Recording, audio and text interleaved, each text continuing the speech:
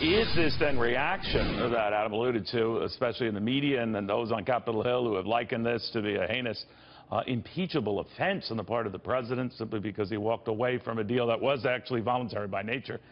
A little bit of overkill. Conservative views, Deneen Borelli, the Weekly Standard's Mike Warren, Democratic strategist Don Calloway. All right, so Deneen, to you first. I'm looking at this and I'm thinking, all right, well, I woke up this morning, I didn't have to reach for a gas mask. I don't mean to be light of it, but then obviously Wall Street, which might fear that the world were going to the brink, seemed to ignore these headlines today and was off to the races.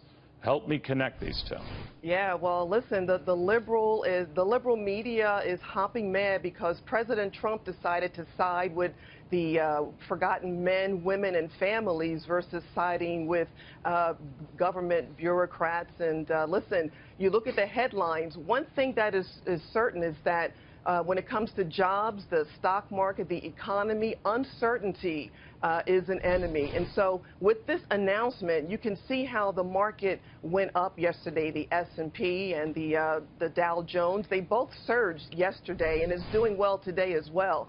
So when you have certainty, I think this announcement pulling out of the Paris Agreement, I think is paving the way to certainty with the market, with the stocks, and with jobs. You know, Mike, when you see the fallout from this, and the media fallout in particular here, does it connect to what's really going on? And are the fears justified? Because foreign leaders themselves have said the U.S. has abdicated its role as a leader on something and might compromise cooperation on things like terror, trade deals, and the rest. What do you think of that?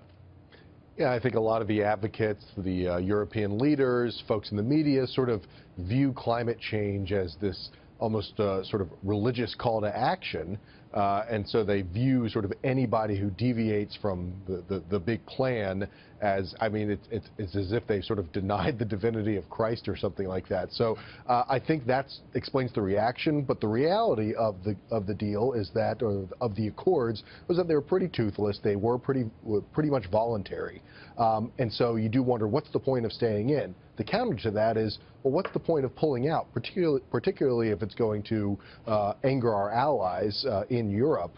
And I actually think that the president could have done a sort of more nuanced take on this and stayed in the deal, but said, I'll stay in, but I'm not going to do anything that sacrifices American jobs or the American economy. He could have had the best of both worlds, but instead I think he made a decision that will play very well with his base here at home, and also, of course, doesn't really change anything one way or the other. You know, that's a point to pick up with you, Don Calloway, that the president could have heeded the advice, certainly of his daughter, Ivanka Trump, and his Secretary of State, Rex Tillerson, who had said there is a great deal more leverage to being in that club than out. Right. What do you think of that and the potential damage, which I think a lot of these folks were getting to, what that could mean?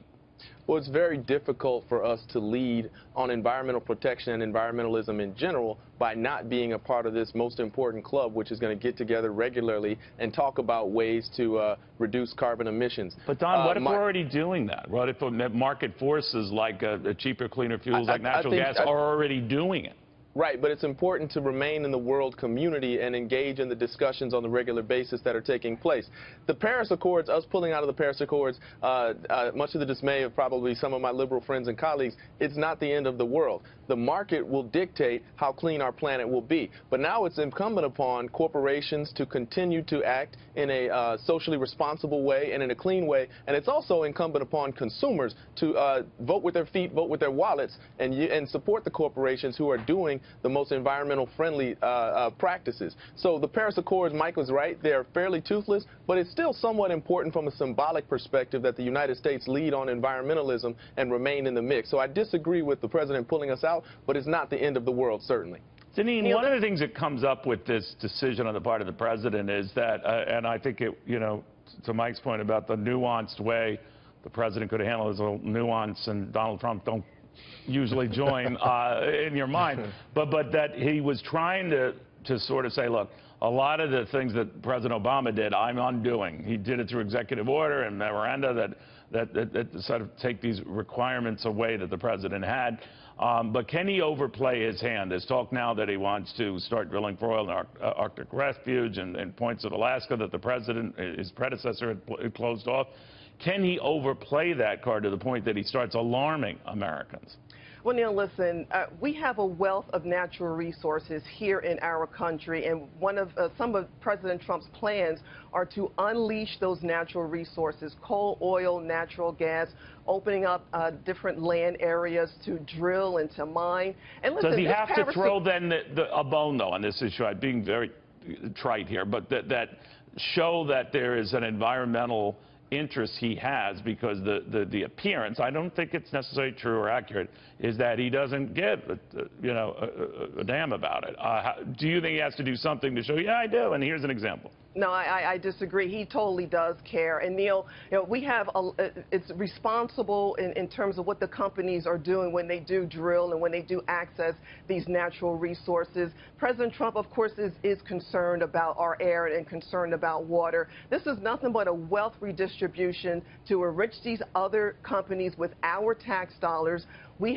Our air and water is much more cleaner than it has been over many, many years. And again, this is a scheme. And sadly, it's a scheme that's on the backs of taxpayers. No, I can understand what you're saying. All I'm saying, Mike, is everything is about avoiding, bad rap. And I agree with Deneen that sometimes the media that's not going to give Donald Trump a break on this issue. He's going to be a polluter. He's trying to kill the world and all the polar bears and the whole line.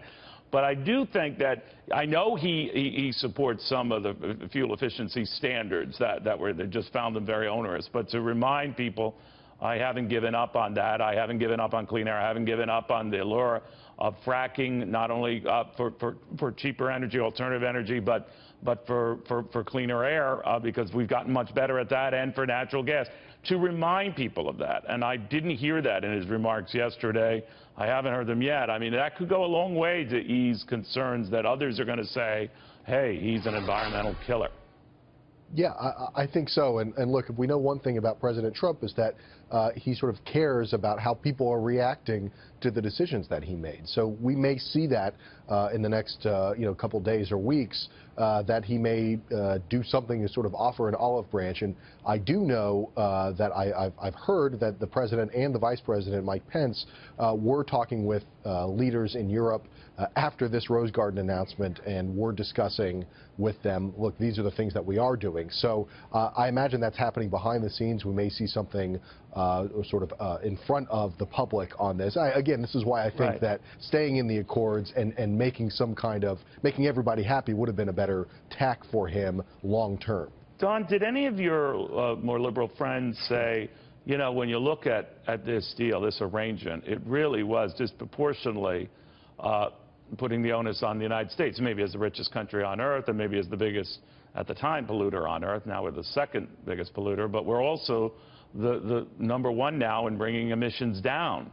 So are they aware of that, and do they say, truth be told, this is a sort of a stacked deal against us and could imperil, at the rate it's going, a lot of U.S. jobs? Were any of them concerned? I've not heard that argument specifically, but it wouldn't be totally off. The reality is that we are the world's second largest polluter, second to China, and now we're the largest polluter and really one of only 3 countries in the world to not be at the table in this discussion of the Paris Accords. Yeah, but we're also the number 1 country bringing down emissions, by far.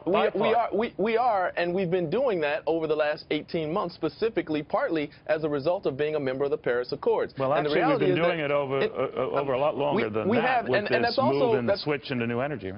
Correct, and that's also because consumers as well as corporations have decided to behave in a more corporate social responsibility manner when it comes to environmental activism, and that's the reality of the matter. But it has nothing to do with this deal.